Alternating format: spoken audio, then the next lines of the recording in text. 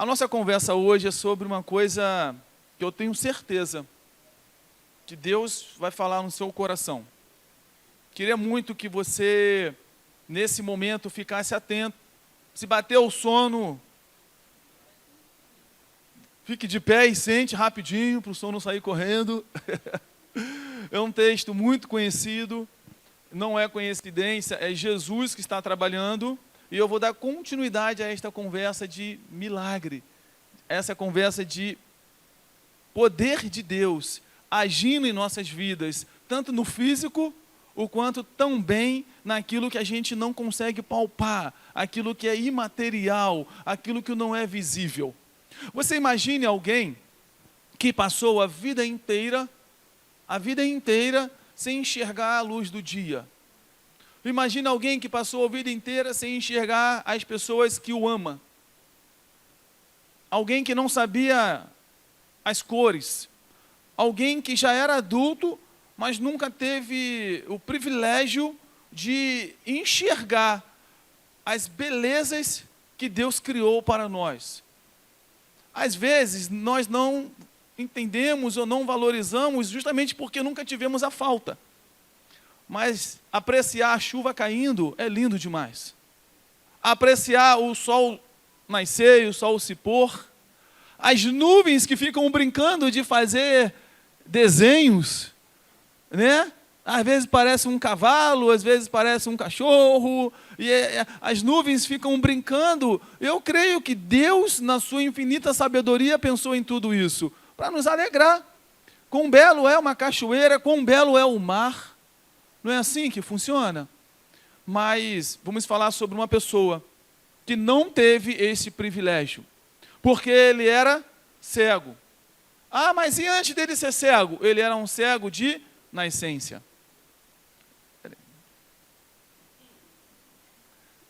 Tirou, irmã?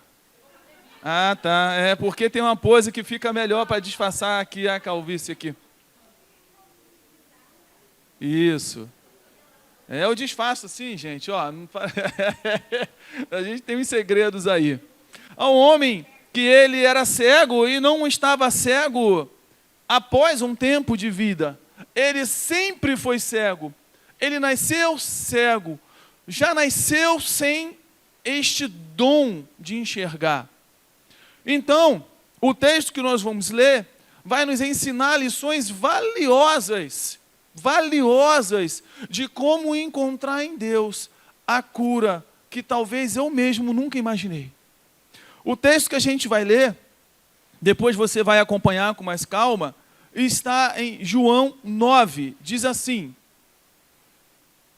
enquanto Jesus caminhava, viu um homem cego de nascença. Vamos parar aqui por enquanto. Enquanto Jesus caminhava, Jesus viu um homem, e este homem era cego de nascença. O texto não diz que, enquanto Jesus caminhava, um homem que era cego de nascença ouviu dizer que Jesus estava passando e ele gritou: Jesus, tem misericórdia. Não. O texto não diz que chegaram até Jesus e falaram assim: existe ali um homem cego, vamos lá. É preciso que o Senhor cure esse cego. Não, o texto não diz isso. O texto diz que enquanto Jesus caminhava, o texto diz, Jesus viu um homem cego de nascença.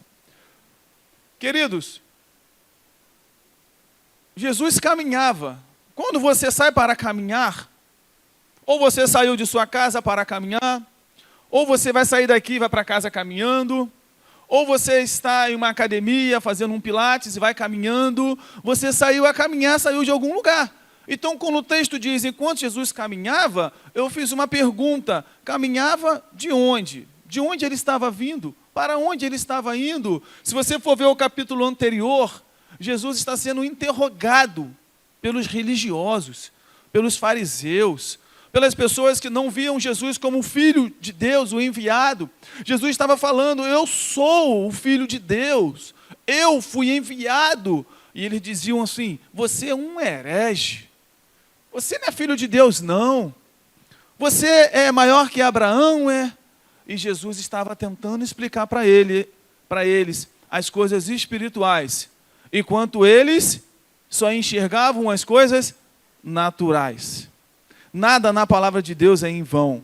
Enquanto Jesus estava em um debate com os fariseus, e o fermento dos fariseus é exatamente a incredulidade, a falta de enxergar, de perceber, a falta de se entregar naquilo que não é material. E Deus quer hoje provocar em nós esta fé, que não se apega às coisas físicas, mas se apega àquilo que nossos olhos não. Então Jesus, neste momento, está diante de uma situação onde os fariseus pegam pedra e tentam trazer danos à vida de Jesus. O texto diz que Jesus se escondeu e saiu da presença dele. E foi caminhando. E foi neste cenário que Jesus, caminhando, viu um homem que era cego. Ele era cego de nascença. O tema desta ministração é: Jesus vê você. Às vezes parece que não. Às vezes parece que estamos solitários, sozinhos. Parece que ninguém enxerga e ninguém compreende a dor, a tristeza, a busca, a solidão, a angústia. Parece, mas apenas parece, porque Jesus vê você. Estão comigo, gente? Só que Jesus, ele é engraçado. Meu Jesus é muito engraçado. Eu vou ler o texto para você. Enquanto Jesus caminhava, João 9, viu um homem cego de nascença. E os seus discípulos perguntaram assim: mestre, quem pecou para que este homem nascesse cego? Ele ou os pais dele? Jesus respondeu: nem ele pecou, nem os pais dele, mas isso aconteceu para que nele se manifestassem as obras de Deus. É necessário que façamos a obra daquele que me enviou, enquanto é dia e noite vem, quando ninguém pode trabalhar. Enquanto estou no mundo, eu sou a luz do mundo. Depois de dizer isso, Jesus cuspiu na terra, fez lama com a saliva e com a lama untou os olhos do cego. Então disse ao cego: vá lavar-te no tanque de Siloé. Siloé quer dizer o enviado. O cego foi, lavou e voltou vendo. Então os vizinhos e os que antes conheciam de vista como mendigo perguntaram: não é este o que ficava sentado pedindo esmolas? Uns diziam assim: é ele mesmo. Os outros: não, mas parece com ele. O homem dizia: sou eu. Então, verso 20, foram abertos seus olhos. Ele respondeu: um homem chamado Jesus fez lama, passou nos meus olhos e disse: vá ao tanque, lava-te. Então eu fui, lavei e agora estou vendo. Me intriga, porque Jesus passou e viu um homem cego. Jesus poderia chegar até esse cego e falar assim: você é cego desde nascença. Hoje mesmo, agora mesmo, recupera a sua visão. Quantos acham que ele poderia fazer isso? Óbvio, ele poderia fazer isso. Por que então Jesus não fez assim? Por que então Jesus cospe, faz uma lama, taca nos olhos do cego? Qual é o seu nome mesmo? Mateus, pode vir aqui me ajudar, por gentileza? Mateus, eu preciso desenhar o que eu estou lendo. Vocês me ajudem. Fica parado aqui, Mateus. Você é um cego de nascença. Jesus passou e viu. O texto diz que Jesus fez o quê? Fez lama aí? Não foi isso? Posso então? Não? Posso ou não posso? Posso, mano. É só para eles entenderem melhor. Então, tudo bem, vamos fazer só simbólico. Jesus assim fez, passou. Poxa, ele é Deus. Estou falando de Jesus. Ele só poderia dizer assim: está curado. Uau! Ele poderia pôr a lama nos olhos, tão bem como ele fez, e dizer: agora está curado. Mas o texto diz que ele não fez isso apenas. Ele disse o seguinte, feche os olhos, você é cego. Ele tacou a lama e disse assim, Mateus, vá até o reservatório de Siloé para lavar isso aí. Vai. Você é cego. Conseguiram entender? Como que um homem cego vai saber aonde é o reservatório se ele foi cego desde?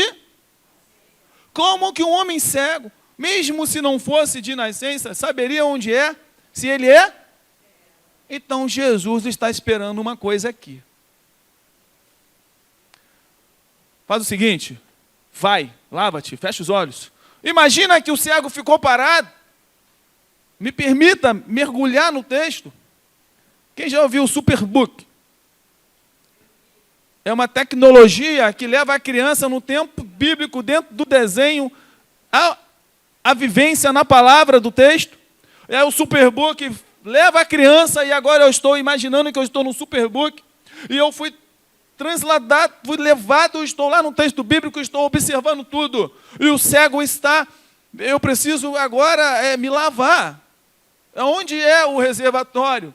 Cadê Siloé? Sim ou não? Só que o texto diz que ele foi e... Como isso é possível? Como? Dá a mão aqui. Vem cá. É aqui, ó. Pode lavar agora. Obrigado. Uma salva de palmas no nosso ator, gente. Obrigado. Pode voltar, filho. É óbvio que alguém que não está explícito pegou, levou, carregou, conduziu para que ele fosse lavado. Primeiro ponto que eu destaco aqui é Jesus ver a sua dor. Passando Jesus, ele viu o homem cego. Passando Jesus, 9 verso 1, viu o cego. Não pense, não acredite que Deus não está observando a sua dor, Ele vê a sua dor. Ele sabe do seu filho, Ele sabe do seu neto, Ele sabe da sua saúde, Ele sabe das suas necessidades, Ele sabe aonde dói. As pessoas olham o exterior, mas Deus vê como vê o homem, ele vê Deus não vê como vê o homem, Deus ele vê o interior. Às vezes você está aqui, saiu de casa, colocou aquele batom, aquela maquiagem, né? O homem bota aquele calçado maneiro, mas Deus sabe por dentro onde está a sua dor. Deus sabe qual é a sua necessidade. Deus sabe qual é o seu clamor. Como oraram agora por mim, Deus sabe sobre o meu filho, Deus sabe das noites. Cada um tem a sua dor. O segundo ponto que eu quero destacar é: você não pode andar só. Por quê? Porque Deus pode, mas Deus quer utilizar pessoas. Deus pode fazer, mas quer utilizar pessoas. Por isso estar no culto é importante. Por isso a célula é importante. Por isso a escola bíblica é importante, porque é melhor que ande em dois do que em um, porque se um cair o outro... Deixa eu dizer uma coisa para você. O reservatório de Siloé não é uma fonte, não nasce água. É um reservatório, é uma caixa d'água, é um tanque, não é um poço, é um tanque. Construiu-se um tanque e a água não nasce, não mina. Como que a água chega lá? Alguém tem que levar a água para lá, sim ou não? Havia um caminho, chamado Caminho de Ezequias, um arqueduto, uma tubulação da época. E esta tubulação da época, esse arqueduto, Caminho de Ezequias, carregava a água, enchia o reservatório. Por isso é chamado que as águas eram para lá enviadas. E a partir dali, nutria toda a cidade. Então, eu fui pesquisar, eu fui entender melhor como que essa água chegava lá, de onde essa água vinha, já que é um tanque, não é uma nascente. E aí eu descobri que esse caminho de Ezequias, ele traz água de uma fonte que tem um rio lá no Éden que se chama Gion. Não é o mesmo rio, mas é o mesmo nome. E judeu não coloca nome à toa, há um significado. Gion significa águas que trombam, águas fortes, correntes de água. Já viu um rio quando está fluente, leva tudo? Já viu aquelas tempestades que até transbordam o rio? Se tiver alguma coisa suja ali, sai levando tudo. É essa a ideia que o nome quer trazer. E eu quero despertar a atenção de que ele precisou, o cego, ser conduzido ou ser levado para lavar o seu rosto e assim ser curado. Queridos, não abram mão de estarem na célula. Quantos aqui estão em célula? Não abram mão de estarem no culto da melhor idade. Não abram mão de iniciar a escola bíblica, a atitude para a melhor idade. Porque são tudo ferramentas para que Deus utilize e traga cura sobre nós. Por que Jesus enviou o cego a lavar-se, se ele poderia curar? Porque Jesus quer usar quem está do teu lado para ser ferramenta de cura na sua vida. É um abraço, é um beijo, é uma palavra. Queridos, Deus tem algo extraordinário, mas só vamos alcançar esse algo através do relacionamento. Como estão me entendendo aqui, gente?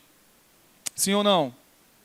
O versículo 7, Jesus disse, vai e lava-te no tanque de Siloé, que significa o enviado, pois ele foi, lavou-se e ficou curado.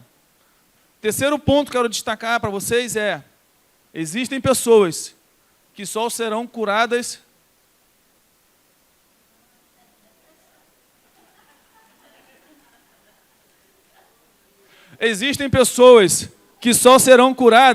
no envio.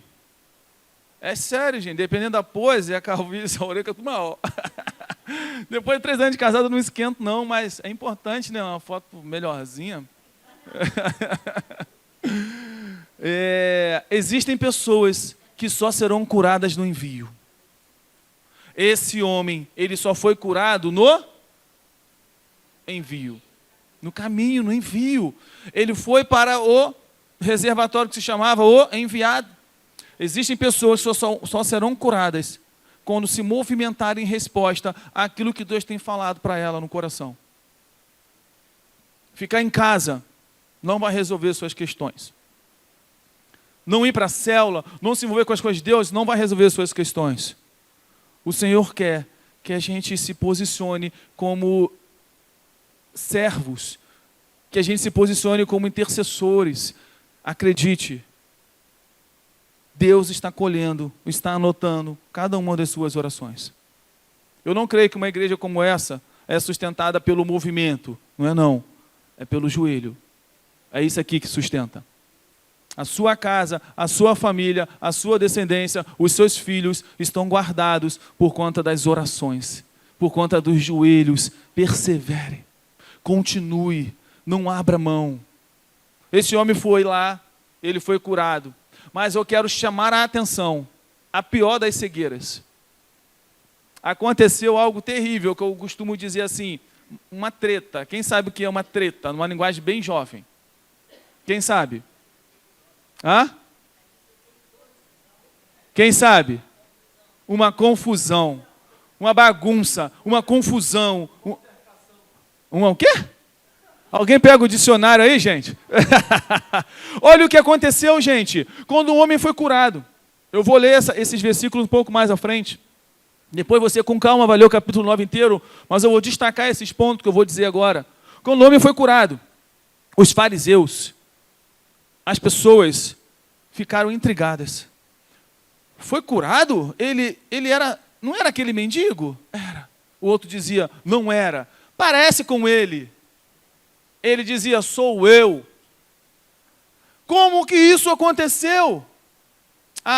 Um homem, isso me chamou a atenção, foi um homem chamado Jesus. Cuspiu, fez uma lama, tacou aqui, mandou lavar. E agora eu estou curado. E aí começaram a dizer que ele era, este cego, estava louco. Que esse cego estava contrariando a palavra de Deus. E que esse Jesus também, porque não podia curar no sábado. Sábado não era dia de curar. Quem é esse Jesus que cura? E eles foram interrogar a mãe do cego. Estavam astutos e queriam interrogar a mãe do cego, porque eles queriam culpar alguém pela cura do cego. Gente, que loucura. Tem pessoas que ficam tristes com a minha vitória. É verdade. O que eu devo fazer? Orar por elas. O que eu devo fazer? Interceder por elas. O que eu devo fazer? Orar. E começou, mas na verdade eles só estavam contra Deus, contra Jesus. E queriam, de alguma forma, encontrar uma culpa naquele homem. A mãe até mentiu. Não, ele tem 30 anos, não, pergunta a ele o que é que houve, ele fala por conta própria. O texto fala exatamente assim com essas palavras, ele é de maior. Pergunte a ele, o problema é dele. O cego ouviu dizer que estavam atrás dele e certamente queriam prendê-lo, só porque ele foi curado. Que loucura. Mas eu não quero que você se preocupe com as pessoas que se preocupam com o que de bom Deus faz em nossa igreja, em nossa vida. Eu tenho que me preocupar com os sinais de Deus sobre a minha vida. Preste atenção. Quando o cego ouviu isso, sabe o que ele fez? Fugiu. Fugiu. Aí entra a cura mais importante. Tem pessoas que estão buscando casamento, carro, casa, cura física, e tudo isso é importante. É importante. Porém, existe uma outra cura que está para além. Que está além do material. É imaterial, é não palpável. E é esta cura que eu quero destacar agora. Jesus disse assim: os meus são aqueles que me ouvem e obedecem os meus mandamentos. Existe um princípio que está em Salmo de número 115.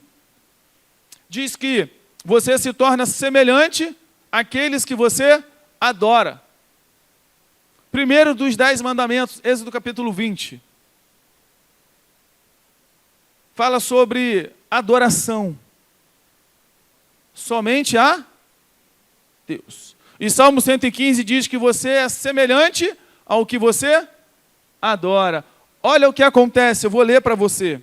E para mim, essa é a parte mais importante.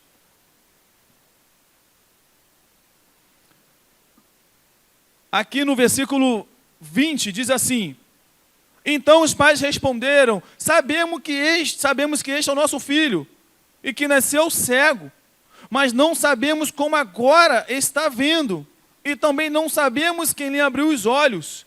Os pais disseram isso com medo, porque os fariseus estavam buscando aprender, estavam buscando culpar. Então o filho fugiu. Eu vou dar um salto para o versículo 24, diz assim: então chamaram pela segunda vez o homem que tinha sido cego. Eles disseram: diga a verdade, diante de Deus, nós sabemos que esse homem é pecador. Ele respondeu: se é pecador, sei não. Uma coisa eu sei, eu era cego, e agora eu... Parem de ficar olhando para o lado. As contendas, as brigas, as perseguições, as pessoas que falam ao contrário. Olha o que o cego diz: olha, o que vocês estão dizendo, sabe? Eu não sei não, eu só sei de uma coisa: eu era cego e agora eu vejo. Só sei de uma coisa: eu estava mal e agora em Jesus eu estou bem. Ele estava focado, mas não se engane. Existem pessoas que são tocados, são curados, mas não são salvos. Existem pessoas que conhecem a cura, mas não conhecem o Deus da cura.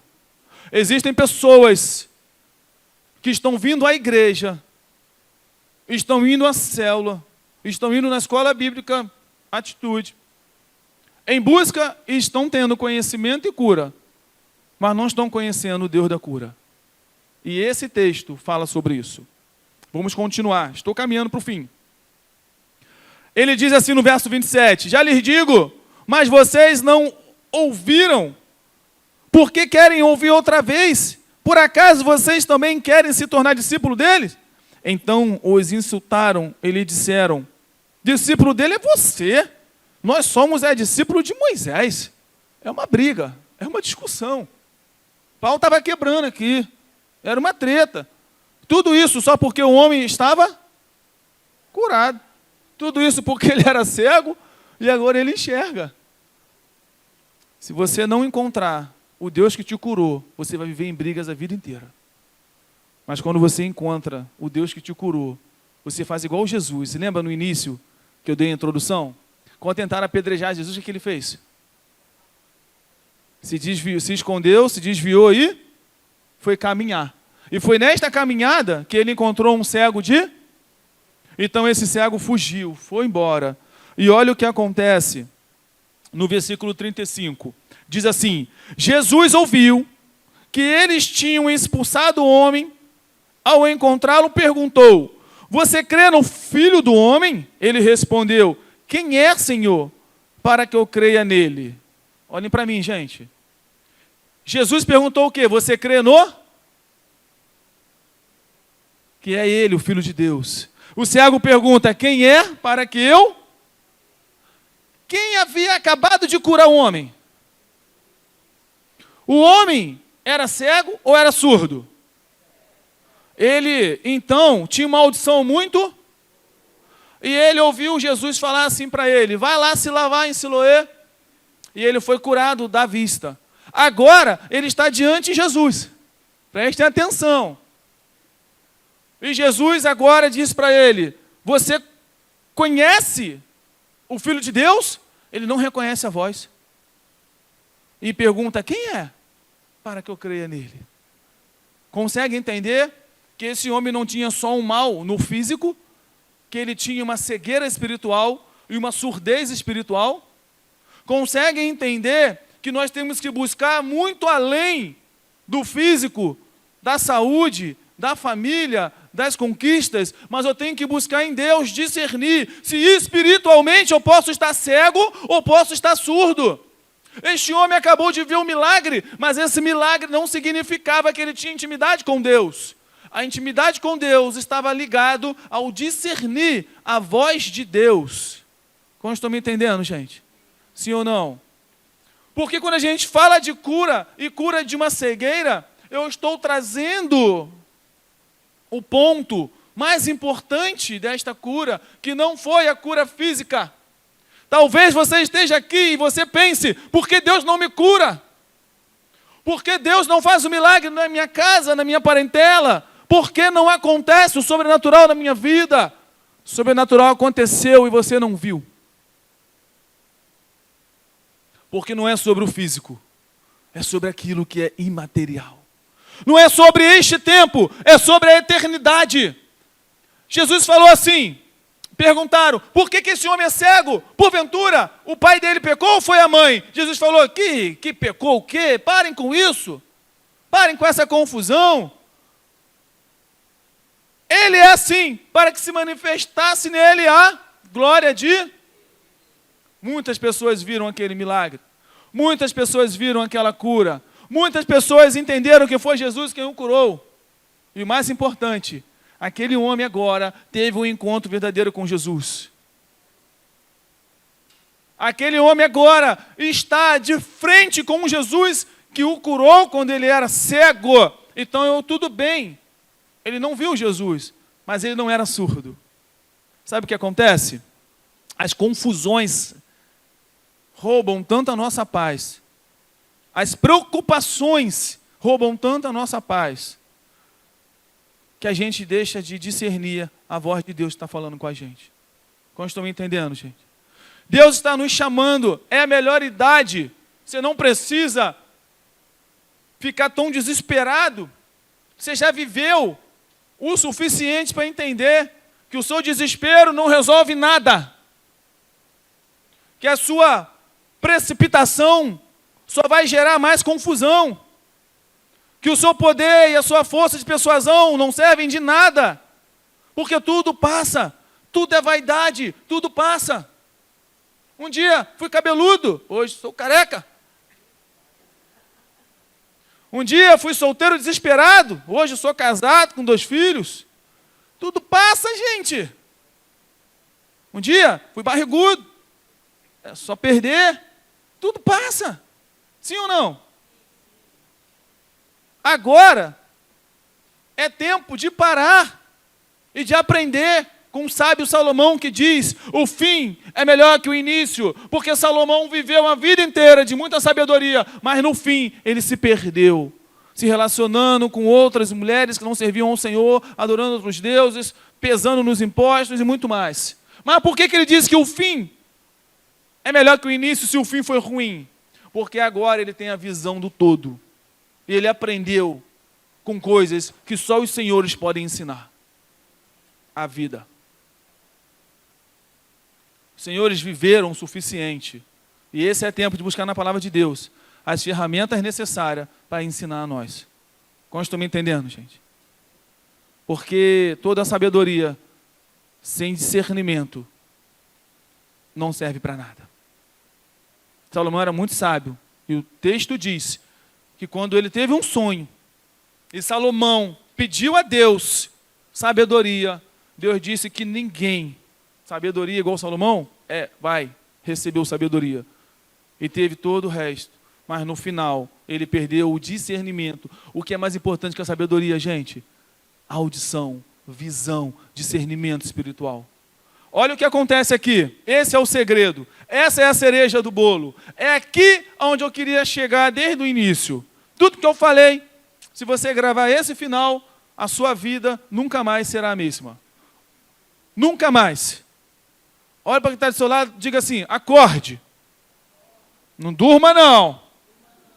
Gilmar está vendo. Olha o que diz o texto. Quem é Senhor para que eu creia? Vou ler a conversa inteira para finalizar. Porque tem bolo ali, tem café. Vamos lá. Jesus ouviu que eles tinham expulsado o homem. Ao encontrá-lo, perguntou: você crê no Filho do Homem? Ele respondeu: quem é, Senhor, para que eu creia nele? Jesus lhe disse: você já o tem visto. É aquele que está falando com você. Então ele afirmou: eu creio, Senhor, e o adorou. Jesus continuou: eu vim para este mundo para o juízo, a fim de que os que não veem, vejam, e os que veem se tornem cegos. Queridos, qual é a grande diferença do primeiro encontro deste homem para o segundo encontro com Jesus? A diferença é que no segundo encontro, ele o adorou. Salmos de número 115. Tornam-se semelhantes a ele todos os que os fazem e os adorem. Quem adora deuses estranhos, Salmo 115 diz, se tornam semelhantes a esses deuses. Nós fomos criados à forma e à semelhança do Deus Todo-Poderoso. E quando eu adoro esse Deus, eu estou me tornando semelhante ao Criador, retornando à essência para a qual eu fui criado. A maior cegueira deste homem não era a cegueira física. A maior cegueira deste homem era a cegueira espiritual. E é sobre isso que vamos finalizar hoje. Põe a mão nos seus olhos. Diga assim comigo: Jesus, me ajuda, que eu possa hoje ser tocado pelo poder do Espírito Santo. Que eu possa hoje encontrar cura além do físico. Abra meus olhos espirituais para que eu possa te ver. Jesus, eu hoje tomo posse desta palavra e peço ao Espírito Santo, gere em mim o maior dos milagres, que eu possa te ver no meio da crise, que eu possa te ver em todas as situações. Põe a mão nos seus ouvidos, querido. Diga assim: Jesus, aquele homem não reconheceu a sua voz. Cura a minha audição. Coloque em mim sensibilidade espiritual para ouvir e discernir a sua voz. Porque aqueles que te amam são aqueles que ouvem e obedecem a sua voz. Olhem para mim, queridos. Eu sei que talvez todas já fizeram uma aliança com Jesus. Mas eu estou falando aqui, para além de uma aliança. Eu estou falando aqui de um relacionamento, onde eu não venha confundir a voz daquele que um dia me curou. Eu estou falando aqui de uma melhor idade, que não busca, não corre atrás, não é desesperada apenas, porque é importante, apenas pelas curas e pelas conquistas físicas, material, palpável, mas sim, principalmente por aquilo que é eterno, que é sobrenatural. Eu quero finalizar mesmo agora com um testemunho. Vou até fechar aqui. Na verdade, eu nem usei meu esboço, senão a gente ia sair daqui 2 horas da tarde. Mas eu estou finalizando. Aí eu finalizo 100%, né? Tá. Aproximadamente 7 anos atrás, não tenho precisão, teria que ver aqui. Eu estava em Itajaí, Santa Catarina. Santa Catarina não. Isso. Estava no Mevan, uma igreja, missão, lá no sul. Uma semana antes de eu ir, o meu pai, ele disse assim, traga o seu filho, meu netinho, que eu quero ver. Eu disse para o meu pai, passo na volta, que eu estou em missão na igreja. Então eu fui para a missão. E quando estou lá, era sexta, sábado e domingo. No sábado o telefone toca. Era minha irmã. E ela dizia assim, eu preciso te avisar que o papai acabou de morrer. Aí eu pensei, meu Deus, por que eu não levei o meu pai, o meu filho, para que meu pai possa vir? Era despedida. Parece que ele estava sentindo. Ele pediu para eu levar, eu não levei. Eu me senti horrível. Acabou o meu fim de semana. E eu fui falar com Deus, Senhor, por que o Senhor permitiu isso? Porque não me fez sentir um impulso estratosférico, extraordinário, para que eu levasse o meu filho. O meu pai foi embora. Nem no enterro eu consegui ir. Não deu tempo de ver avião, não deu tempo, era no dia seguinte. E aí eu fiquei muito mal. Porém, alguns minutos depois, eu no meio desta crise, eu recebi um outro telefonema. E era a minha irmã dizendo, narrando para mim como foram os últimos minutos do meu pai. Como foi esse momento?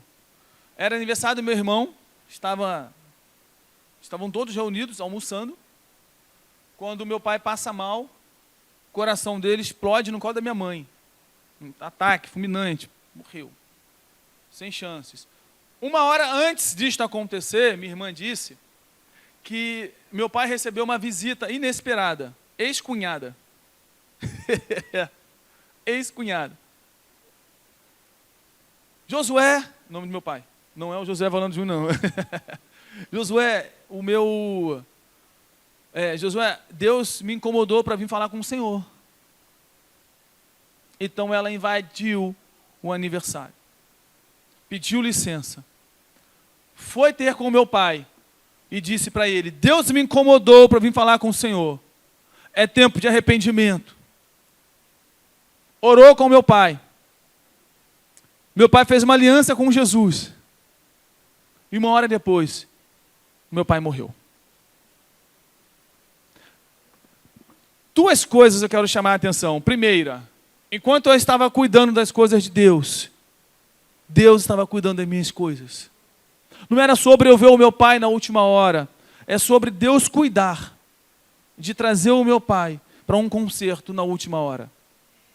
É sobre enquanto eu estou aqui, Deus está cuidando da minha casa. É sobre enquanto você está aqui, Deus está cuidando dos seus filhos, dos seus netos, das suas coisas. É sobre o que foi falado no início. Um tempo frio, poderia estar em casa dormindo, você está aqui. Você está aqui. E Deus está cuidando daquilo que você não enxerga, daquilo que você não pode. E o segundo ponto, realmente, para finalizar, é a minha cunhada, ex-cunhada, teve sensibilidade para ouvir a voz de Deus. Visitar a casa de uma pessoa com um relacionamento já muito afastado, para lançar a semente, que era no dia da morte dele. Que possamos sair daqui hoje com os ouvidos afinados, dispostos a pedir perdão, mesmo estando certo. Porque Paulo diz, eu me fiz de fraco, de forte, para ganhar os fortes. Minha esposa veio do pediatra ontem e me contou, um médico, pediatra, já está muito idoso, atende só em casa. E ele está 6 anos sem falar com o filho.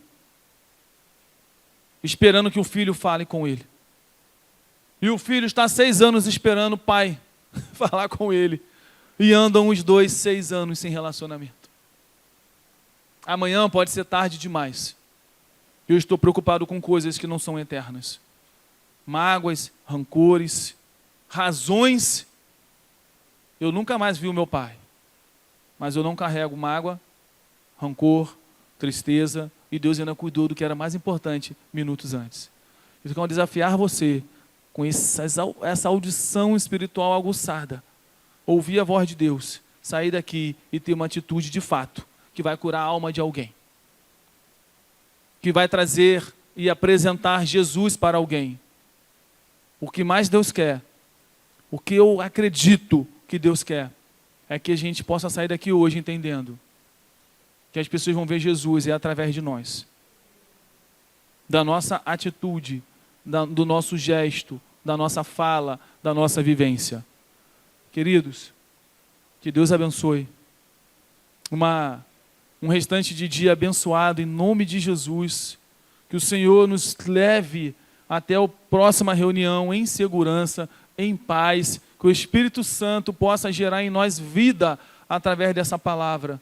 É o que eu declaro hoje em nome de Jesus. Você que crê, diga amém.